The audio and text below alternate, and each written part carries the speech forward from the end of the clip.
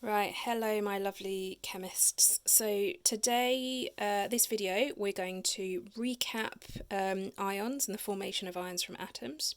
We're going to learn how to draw ionic bonding, and we're going to learn how to work out ionic formulae. So last video I did, we did a recap on how to form both a positive and a negative ion. So we've got the sodium ion here, which, because its sodium is in group 1, it's got one outer shell electron that it loses, and so it becomes positively charged and forms an Na plus ion, whereas chlorine has 7 outer shell electrons, so it just needs to gain one outer shell electron and to complete its shell, and so it becomes negatively charged. Now, the way we're going to represent sodium chloride being formed from its ions is like this. So you've got your sodium ion, and I'm just going to flick back. So sodium has two complete shells.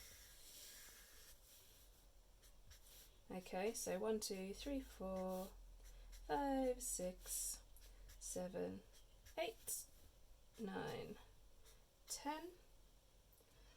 Okay, and then it has the third shell with just one electron, and then chlorine, Cl, has again 2 complete shells. We're going to represent these with dots, the electrons with dots, I mean. So that's 10 so far, and then we're going to put the third shell in. 11, 12, 13, 14, 15, 16, 17. So you then draw an arrow, and your ions are going to be, they're all going to be complete shells, yeah, because ions are stable, they end up with complete shells. So we got Na, sorry that was a cross, I don't know why I drew the cross first there, 2 shells, complete.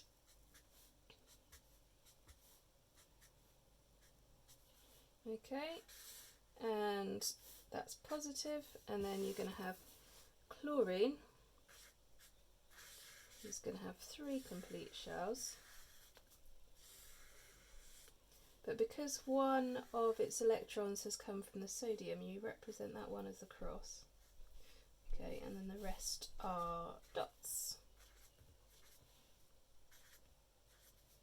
Now I draw these as electron pairs, as that's how I learnt to do it when I did A-level chemistry, but as long as you space them out and they're clear at GCSE, it doesn't really matter how you space them out around the shells.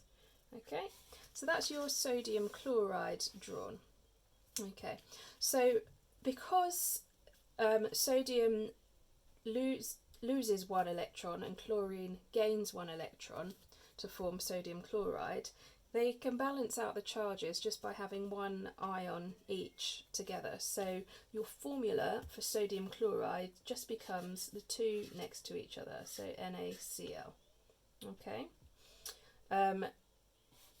We have this thing called ionic equations, which I'm not going to go into in too much detail now, but you would represent the ions like this, so Na plus, big plus, Cl minus, if you were just going to talk about how the ionic compound has been formed.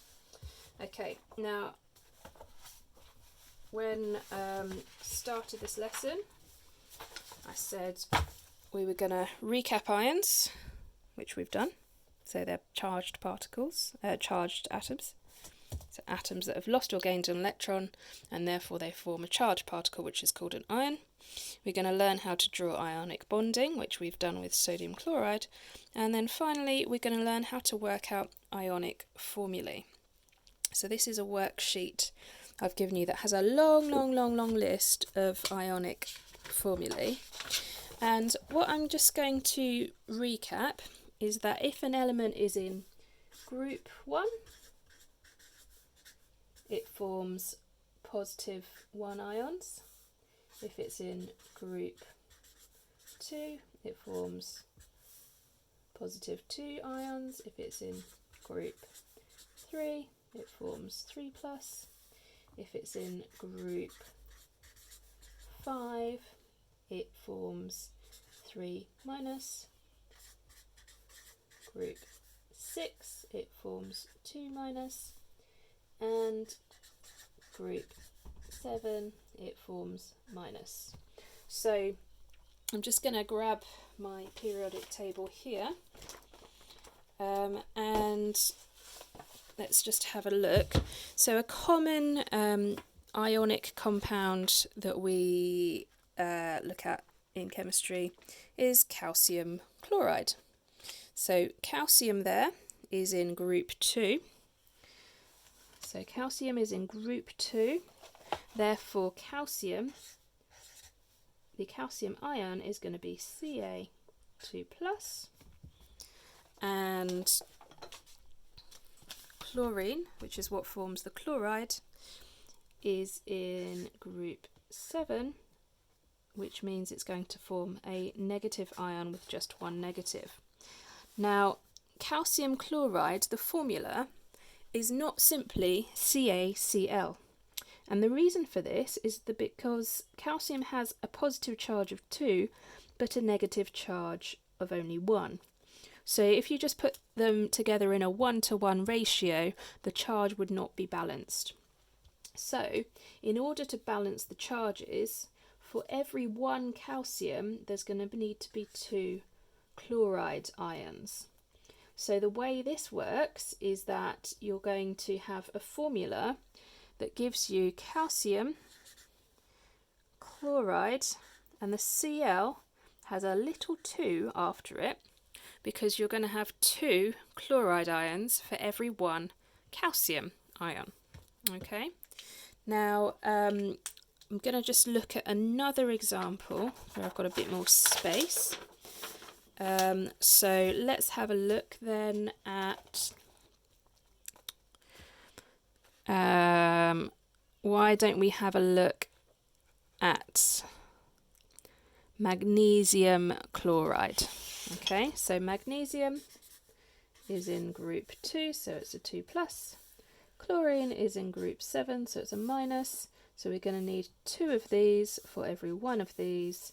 So you're going to get MgCl2. Okay,